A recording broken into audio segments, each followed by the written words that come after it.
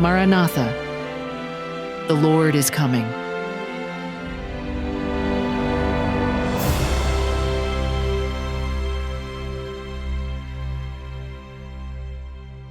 When the loud cry sounds, January 19th. And that, knowing the time, that now it is high time to awake out of sleep. For now is our salvation nearer than when we believed. Romans 13:11. The end is near, stealing upon us stealthily, imperceptibly, like the noiseless approach of a thief in the night. May the Lord grant that we shall no longer sleep as do others, but that we shall watch and be sober. The truth is soon to triumph gloriously, and all who now choose to be laborers together with God will triumph with it. The time is short. The night soon cometh when no man can work.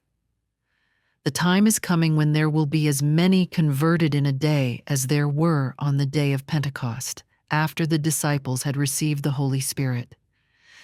Many have let the gospel invitation go unheeded. They have been tested and tried. But mountainous obstacles have seemed to loom up before their faces, blocking their onward march. Through faith, perseverance, and courage, many will surmount these obstructions and walk out into the glorious light.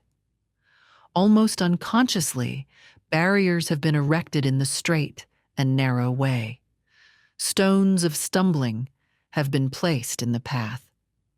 These will all be rolled away. The safeguards which false shepherds have thrown around their flocks will become as naught. Thousands will step out into the light and work to spread the light. Heavenly intelligences will combine with the human agencies. Thus encouraged, the church will indeed arise and shine, throwing all her sanctified energies into the contest. Thus, the design of God is accomplished. The lost pearls are recovered. During the loud cry, the church, aided by the providential interpositions of her exalted Lord, will diffuse the knowledge of salvation so abundantly that light will be communicated to every city and town. The earth will be filled with the knowledge of salvation.